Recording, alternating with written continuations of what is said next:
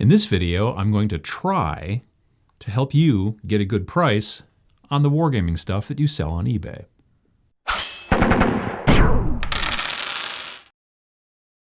Okay, I'm going to try to make this a short one this week. A couple months back, or maybe longer, it's all a blur at this point, I did a video about not being a wargaming hoarder, which you can see up here if you haven't seen it. Pachow. In that video, I talked about how, as wargamers, we have a tendency to collect a lot. We have a tendency to buy a lot of models, and we bring them, we put them in the basement, and we keep them down there, and we paint very slowly, usually much more slowly than we buy. And we build up a lot of stuff in our basement. And in that video, I said you have two choices. You could either try to shift some of that stuff out and sell it on eBay and maybe use that money to buy something that you're actually going to paint as opposed to the stuff that's been sitting in your basement, or you can die alone under a pile of white metal and plastic. So, you know, those are your options. In that video, I mentioned selling stuff on eBay, getting rid of a lot of your models and things that you're never going to paint that just sit down there and take up space in your basement. And since then, a lot of people have asked me, they're like, well, so like, how much should I sell a land speeder Storm for? You know, or whatever. There's a lot of different questions about different things because how do you know how much you should sell these things for? You know, you're not going to sell them for retail probably, sadly enough. But every once in a while, something is maybe like really rare now, and you can maybe sell it for more than retail, but how do you know?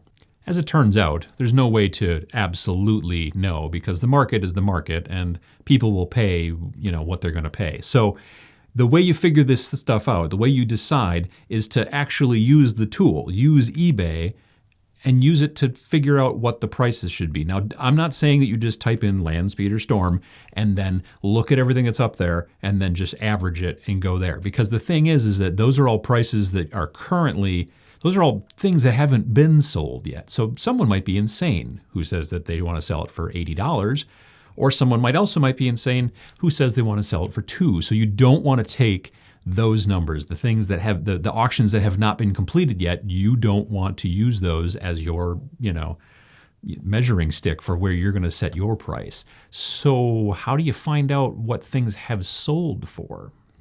Admittedly, they are a little sneaky. They don't just put it right out there in the open. So you kind of have to go looking for it.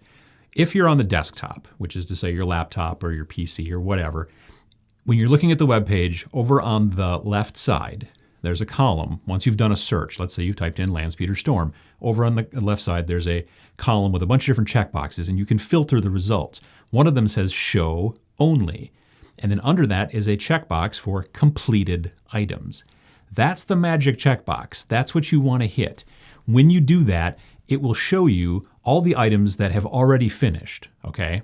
And it will show them to you with the price. If the price is green, that means it's sold for that price. If the price is black, that means it did not sell, and that was the price that they had it set at. So having those two pieces of information really allows you to kind of take a look at the thing that you want to sell, take a look at all these different things and go, you know, it seems like it usually sells at $22 with free shipping. And then you can go, well, is that worth it to me? Do I want to sell it for $22 for free shipping or do I not? You can kind of go from there. On the phone, if you're using the app, there's a little filter button, and you click on that filter button, and then you can bring up, again, I think you have to refine search, and it's hidden. It's not an easy place. It's not a simple button that they want you to put right in your face. You have to go looking for it. But again, you can look at completed listings.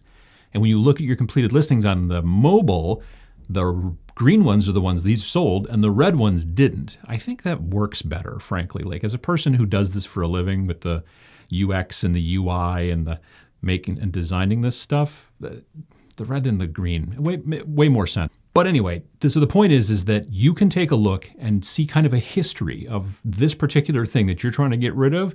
How many other people have successfully sold it or unsuccessfully sold it? You take that information, you kind of have to apply a little bit of thinking to it, and then that's what gives you at least a baseline. So you can go, okay, well, I think this is worth $15, and I think if I put it for maybe that, or maybe a little bit under, it'll move real quickly. Or you can go, well, this one's in really good shape, so I might try it for 20 and see what happens. And then at least you've got a baseline, at least you've got a place to start. Because again, like I said in the hoarding video, getting a lot of this stuff that you're never gonna paint getting it out of your house, getting it to other people, it's going to be better for them. It's going to be better for you.